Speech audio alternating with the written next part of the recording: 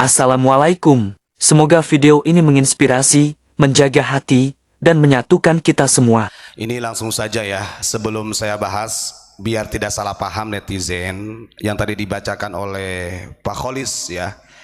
Jadi itu ceritanya ada Gus Jazuli ketika live, kemudian ada Bocil, Habib Bocil, anaknya Habib Hani loh, yang dianggap wali sama orang itu loh. Jadi namanya Ba'agir bin Hani bin Yahya As-Segaf. Nah komennya seperti ini, monggo coba Pak Sakur di zoom. Ini biar di screenshot sama orang-orang. Ini penting.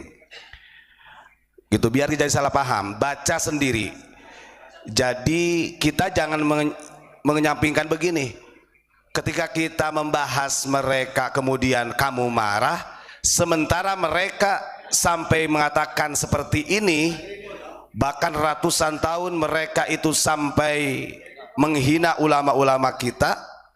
Nah justru ini yang rasis itu siapa gitu. Kalau saya tidak menyalahkan Pak Mujib seperti itu sampai alaihim lanatullah, wong mereka aja melaknat ulama-ulama kita kok. Tidak pernah mengatakan mereka oknum ulama. Ulama-ulama begitu mereka.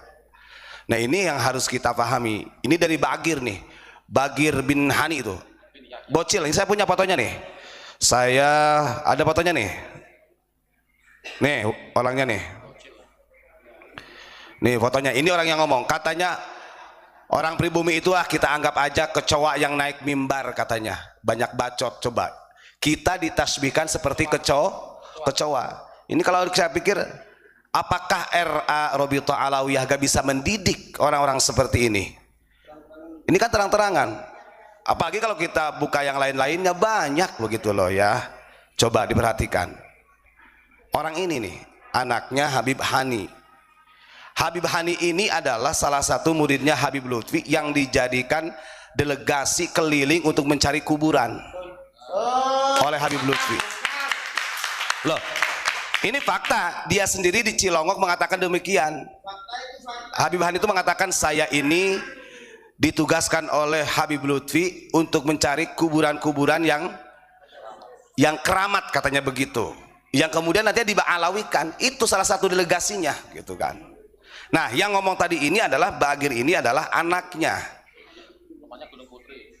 Pribumi itu kita anggap aja sebagai kecoa naik mimbar dikasih makan banyak bacot. Nah kan, coba sudah mah ada yang nyebut ulama celeng, ulama tae, ulama ayam ke kita kiai. Kalau ada kiai nikah sama syarifah itu bukan kiai, namanya kiai tae, kiai ayam itu ada. Si Rehan tuh, Rehan Al-Qadri itu banyak loh. Nah ini kita ini ingin memahamkan kepada umat bahwa orang-orang seperti mereka, sekalipun dia itu mengatasnamakan diri dzurriyyah Rasulullah, justru ini akan menyesatkan umat, membahayakan umat. Baru aja kita senggol, kita kritik mereka, ini ada yang kepanasan, kan begitu ya. Sementara ratusan tahun Indonesia ini dijajah, diperbudak, didoktrin dengan rasisnya mereka, dengan klan-klan mereka yang merasa dirinya lebih mulia. Ini diam saja kan begitu. Ini ironis gitu. Tapi saya pada malam hari ini ingin melanjutkan tema yang kemarin tentang al-kafa'ah. Begitu ya, kesetaraan di dalam pernikahan. Karena kita ini mendengar langsung dari madhab-madhab baru yang dikeluarkan oleh oknum-oknum habaib yang mengatakan kalau ada syarifah dinikahi orang yang selain Sayyid Syarif Habib, maka nikahnya tidak sah, dihukumi zina. Kan begitu. Ini kan madhab baru. Ini mengalahkan istihadnya Imam Syafi'i, Imam Maliki, Imam Hambali, Imam Hanafi ini. Begitu. Bahkan sampai kalau ada yang terlanjur nikah itu harus diceraikan gitu. Sampai dipaksa kayak gitu. Masya Allah. Nah ini doktrin rasisnya mereka. Jadi al-kafa'ah gak begitu. Mau saya buka beberapa kitab, dari mulai kitab Fathul Wahab karya Syekh Zakaria Al-Ansori, dalam kitab Nihayatul Zen karya Syekh Nawawi Al-Bantani, atau mungkin kitab yang kecil sering dikaji di pesantren, Qurratul Uyun karya Syekh Maulana At-Tuhami. Ini aja sudah ditempeleng sama Maulana At-Tuhami nih. Ini dalam syairnya nih, masalah syarat dan sah rukun nikah nih. Nih saya bacakan dulu ya, sebelum saya bacakan nih. Artinya kita jangan pernah takut dengan doktrin mereka. Mau kita dikatakan kafir kek, mau dikatakan kita kalau sebagai pembenci husnul khotimah matinya kek, mau dikatakan rasis kek, karena kita ini melawan mereka yang justru sudah 1 abad lebih mereka itu mendoktrin dengan rasisnya mereka. Kita harus bangkit, jangan takut. Urusan masalah benci dan tidaknya, mereka yang ngomong di komentar tidak akan pernah mengetahui batin kita itu apakah kita benci sama dia atau tidak, kan begitu. Karena itu urusan daripada kolbu kalau masalah itu ya, mau hikdun hasud dan lain sebagainya. Kita menyampaikan agar supaya masyarakat ini sedikit demi sedikit mulai paham. Kenapa? Walaupun ini berat sebenarnya untuk memahamkan, karena sudah banyak yang terdoktrin. Ya kita nggak akan pernah berhenti, terus aja, kan begitu.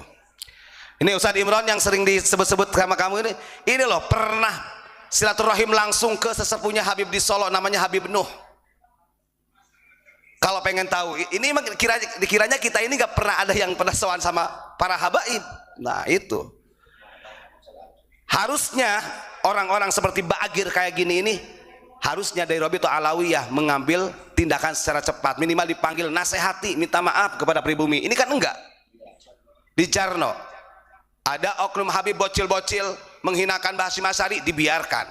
Ada bocil-bocil menghinakan ulama-ulama kampung, ulama kiai-kiai pribumi, dibiarkan. Kan begitu. Ini sebenarnya ini yang rasis itu siapa sih? Ya mending kita dikatakan rasis membela Nusantara loh, daripada kamu membela asobiyahnya. Kamu mati membela asobiyah, jihad membela asobiyah, laisa minna manidda'a ila asobiyatin, kata Nabi. Aduh, Masya Allah. Nih saya bacakan, lanjut ya. Saya ingin menuntaskan mengenai tentang al-kafa'ah, karena ini dibahas oleh salah satu habaib. Di dalam pernikahan pokoknya tidak boleh ada pernikahan syarifah dengan orang biasa sampai dihukumi zina, haram. Berarti kamu menentang 4 madhab. Berarti Ba'alawi ini, klan Ba'alawi, bahkan ada fatwa dari ulama Tarim mengatakan seperti itu. Kalau benar itu fatwa dari ulama Tarim, kita nggak tahu apakah itu permainan dari klan Ba'alawi sini atau benar dari Tarim sana, kan nggak tahu. Berarti Anda berkhianat dengan madhab manhajnya madzhabul arba'ah. Nih kata Maulana At-Tuhami, innan nikaha hukmuhun nadmu ala ma sahha min madhabina wa naqala ruknahu zawjani wa syartuhu wali wa sighatul la ghairu fil muhassali wasyahidani syartu fid dukhuli wal mahru tardiyun 'alal maquli hadzal ladzi sahahun naqadu wa kullu dhi hijalahu munqadu. Ini tentang rukun dan syarat nikah loh, bro. Dengerin bro, yang kamu sanjung-sanjungkan itu lah ya. Satu pun tidak ada yang menjadi rukun ataupun syarat dalam pernikahan itu harus satu nasab, harus satu dzurriyyah. Gak ada. Aduh, lawan jangan, lawan. Lalu bagaimana dengan al-kafa'ah yang dimaksud dengan Nabi Muhammad SAW? Harus ada kesetaraan. Ingat, makanya ngaji di pesantren. Wong mereka itu kadang-kadang juga gak ngaji di pesantren, walau alam ngajinya. Al-kafa'ah itu al-mu'tabaroh. Ingat, nih saya buka sebelum baca dalam tafsir Ibnu Katsir, saya buka di dalam kitab Fathul Wahhab, ya, karya Asy-Syaikh Zakaria Al-Ansari. Al-kafa'ah wa yuqsadu bil kafa'ati musawatu halir rajuli li halil mar'ati. Secara definisi yang dimaksud dengan kafa'ah itu adalah kesetaraan kondisi mempelai putra dengan kondisinya mempelai putri. Harus ada keseimbangan.